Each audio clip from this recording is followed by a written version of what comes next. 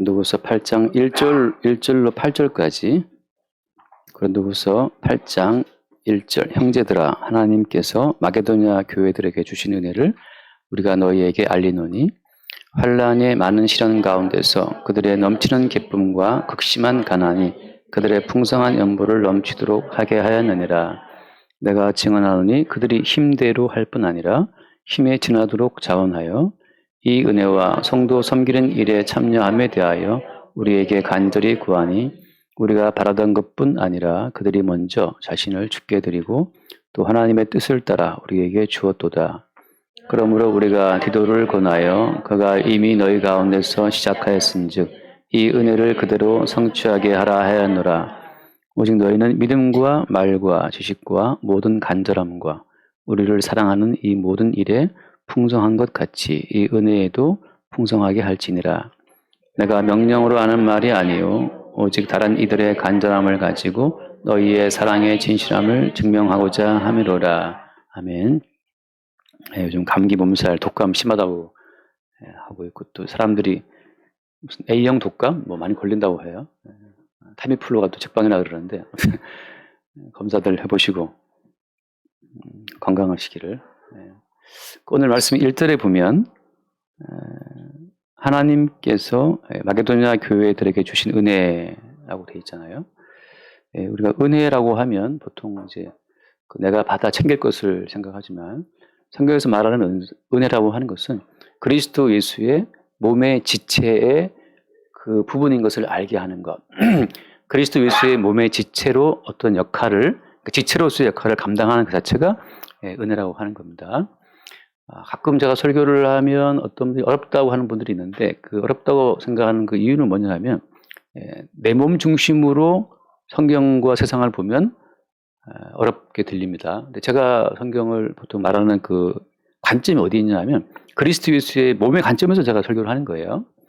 오늘 1절에 보면 나오죠. 형제들아라고 할 때 사도 바울이 고린도 교회 교인들을 보고 부르는 호칭이잖아요. 형제들아.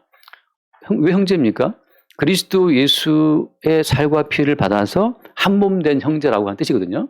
그러니까 예수 그리스도를 맏아들로 해서 예수 그리스도를 맏아들로 해서 형성된 수없이 많은 양자들의 그 무리들이 형제란 말이죠. 그러니까 바울이 고린도 교회를 말할 때는 남이 아니에요. 형제고 심지어 예수님 말씀처럼 누가 내 형제요? 누가 내 자매의 모친이냐? 육신적인 관계성 속에서 생긴 그 형제의 관계를 넘어서 지금 예수님께서 하신 말씀이 누구든지 하나님 뜻대로 하는 그 자가 내 형제요 자매의 모친이라고 말씀했잖아요. 그러니까 예수님 자신이 지금 그 육신적 모친인 마리아가 모친이 아니고 하나님 뜻대로 하는 그 새로운 무리를 향해서 형제요 자매 모친이라고 했던 것처럼 지금 예수님은 새로운 가족을 말씀하고 있는 거예요. 그리스도 예수를 머리로 하는 한 새로운 가족. 그 안에서 지금 사도 바울은 고린도 교회 형제들을 형제들이라고 부르고 있는 겁니다. 그러니까 은혜라고 하는 것은 뭐냐 하면 개인적인 내가 뭘 받았나, 내가 받은 어떤 그 물질적인 그 어떤 것 혹은 뭐 마음의 기쁨 그런 차원이 아니고 그리스도 예수를 머리로 하는 그 새로운 몸 안에서 내 역할 자체를 하고 있을 때 그게 은혜라는 거죠. 그러니까 은혜라고 말할 때는 어때요? 그리스도 예수, 머리이신 그리스도 예수의 관점에서 은혜인 겁니다. 제가 지금 좀 낮았는데 귀가 이제 그 이명 때문에 좀 약간 힘들었다고 제가 말씀드렸는데 이 귀가 제 역할을 못하니까 불편하잖아요. 그러니까 귀가 제 역할을 해서 온 몸에 유익이 되도록 귀가 귀 역할을 하는 그 자체가 그게 은혜라고 하는 거죠. 그래서 그 뒤에 말씀 보면 그러면 이 은혜가 뭐냐? 마게도냐 교회들에게 주신 은혜가 구체적으로 뭐겠습니까? 그 2절 말씀 보면 환난의 많은 시련 가운데서 그들의 넘치는 기쁨과 극심한 가난이 그들의 풍성한 연보를 넘치도록 하게 했다. 풍성한 연보를 했다는 거죠. 그러니까 마게도냐 교회에 주신 은혜는 뭐냐 하면 그 은혜의 결과는 뭐냐 하면 오히려 내 소유를 다른 지체들에게 베풀어서 준 게 그게 은혜라는 거죠. 여러분 돈을 받은 게 은혜입니까? 돈을 쓰는 게 은혜입니까? 내 계좌에 막 돈이 늘어나고 있어요. 그게 은혜입니까? 아니면 내 계좌가 자꾸 이렇게 줄어들고 있어. 자꾸 숫자가 줄어들고 그리고 영자가 동그라미 숫자가 줄고 있어요. 그게 은혜입니까? 오늘 여기서 말씀하시는 건 뭐냐 하면 네 계좌에 그 숫자가 줄어들었다. 그게 뭐라는 그게 주님 주신 은혜라고 하는 거죠. 얼마나 은혜를 크게 받았으면 극심한 가난 가운데서도 나오잖아요. 많은 환란에 많은 시련, 극심한 가난 중에 있음에도 불구하고 그들이 자기 계좌를 털어서 줬다는 거예요. 이 배경은 뭐냐면 지금 예루살렘 교회가 기근이 심했어요. 지금 하지 않겠지만 예루살렘 교회의 극심한 그 어떤 기근 때문에 마게도냐 교인들이 모금을 해가지고 예루살렘 교회에 그 기근당한 예루살렘 교회에 보내준 겁니다. 근데 지금 상황을 보면 마게도냐 교회 교인들 지금 상황과 주제가 지도도 지금 찢어지기가 안 하는 상태에 있는 거예요. 쪽방촌에 거주하는 그 주제들이 돈을 모아가지고 예루살렘 교회에 기근이 심하다 그러니까 형제된 예루살렘 교회 그 교인들한테 연보를 돕는 돈을 이 구제금을 보내준 거예요.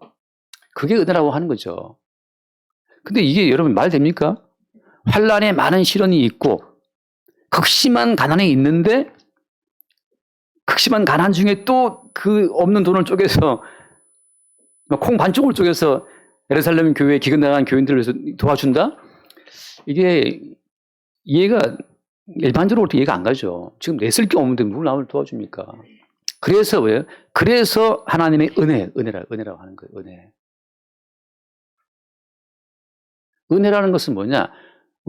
나 자신을 부인케 만드는 게 은혜입니다. 나 자신을 부인하게 만드는 거. 나를 깨는 거 있죠. 나를 깨뜨리는 그것이 은혜예요. 나를 깨뜨려서 내 속에 들어있는 그리스도 예수의 실체를 드러내는 그것이 은혜죠.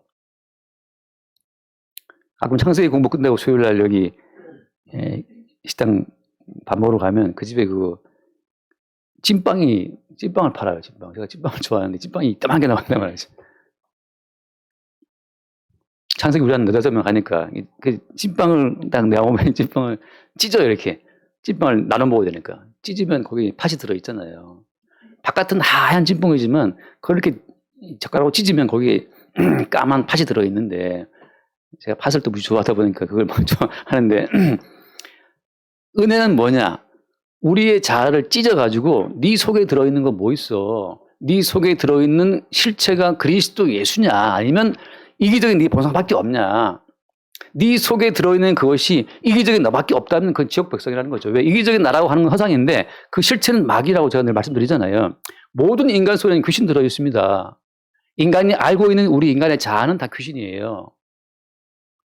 우리 옛날 사람들이 뭐 죽으면 귀신이 뭐 구천을 떠돈다는 등 뭐 이렇게 굿하다 보면은 뭐 더글로리 제가 잠깐 봤는데 그 유튜브에서 무당이 굿하다가 갑자기 뭐 연진아 어쭈를까? 뭐 그런 거 있지 않나요? 예. 갑자기 뭐 귀신인가 싶잖아요. 그 사람들이 왜 그런 귀신감을 갖고 있냐 하면 모든 인간 속의 자아가 귀신이기 때문에 모든 인간이 갖고 있는 귀신관이 그런 겁니다. 살아있을 때 이미 우리의 모든 자아는 내가 아니면 누가 나를 지키나, 내가 먹고 살아야지, 내가 내 인생 살아가야지, 그것이 사실은 그 배후에 뭐가 있다는 거예요? 다 귀신이 들어있다고 하는 거예요. 그리스도 예수가 들어오는 순간 어떻습니까? 내가 보호하고 내가 애착하는 그 나라는 것이 귀신이라는 사실로 이게 분리가 되기 시작해요. 그 나라는 자로부터 귀신이 분리가 안 된다면 그리스도 예수가 속에 지금 들어오지 않은 자라는 거죠. 그런 사람은 어때요? 예수를 믿어도 계속 자기를 위해서 예수를 믿으니까, 자기를 위해서 예수를 믿으니까 그 예수가 우상이고, 자기를 위해서 하나님 믿으니까 하나님이 우상인 거고, 자기를 위해서 교회 나오니까 그 교회가 그한테는 우상 숭배의 전당이 되는 거예요. 진짜 성전은 뭐냐? 우리의 자아를 찢어가지고 네 속에 들어있는 것이 뭐냐? 이게 왜 중요합니까? 하나님이 처음부터 인간을 창조할 때 어떻게 지었어요? 하나님의 형상과 모양대로 지었잖아요. 그러니까 모든 인간은 하나님의 형상과 모양, 다시 말하면 모든 인간은 하나님의 껍데기예요, 껍데기. 하나님의 외피로 지음받은 겁니다. 제가 늘 들은 비유처럼 왜 옷이 사람 인체 모양이에요? 옷 속에 사람 팔다리 들어가야 되니까 사람 옷이 사람 모양이죠. 그러니까 모든 옷은 사람의 인체 모양과 형상을 따라 만들어지는 것처럼 모든 인간은 하나님이 그 속에 들어가기 위해서 하나님 형상과 모양대로 지어진 거란 말이죠. 하나님이라는 그분은 성경에 보면 하나님 자체가 형상이 없는 분인데 무슨 형상이냐? 하나님의 모양이 없는 분이잖아요. 그래서 하나님 형상과 모양 실체는 뭐라고 합니까? 성경에서? 하나님 형상과 모양 실체는 예수 그리스도라고 말하고 있죠. 하나님 형상과 모양으로 지음받은 인간 속에 하나님 형상과 모양의 실체이신 예수가 들어오시기 위해서 그렇게 인간이 지어진 거예요. 모든 인간은 그래서 그리스도 예수를 담는 그릇으로 창조가 된 겁니다. 그 인간 속에 그리스도 예수가 들어와야 마땅한데 그 속에 들어와 앉아 있는 것이 바로 뭐냐? 귀신이죠, 귀신. 마귀라고 하는 거예요. 그러니까 우리가 나만 생각한다? 어떻게 살지? 어떻게 내 노후를 보장받지? 어떻게 하면 내가 돈을 더 많이 벌지? 아파트값을 어떻게 내가 높이지? 뭐 어떤 단지에서 아파트값 떨어뜨리면 막 욕한다면서요. 너 떨어뜨리지 말라고 이렇게. 아무튼 나를 지키기 위해서 평생 애를 쓰지 뭐 어때요? 마지막엔 그 누구도 자기를 지키지 못하고 다 죽잖아요.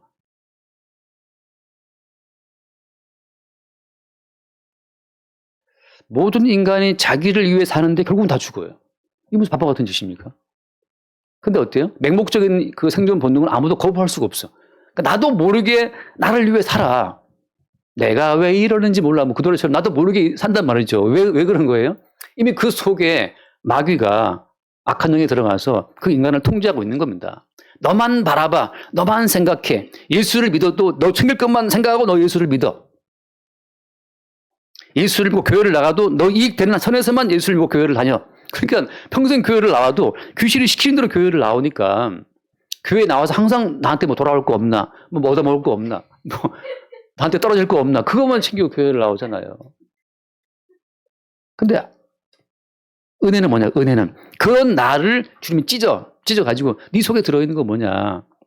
주님이 마게도냐 교회의 교인들의 심령을 찢어버리니까 그 속에 극심한 가난이 오히려 그들의 풍성한 연보를 넘치도록 하게 했다.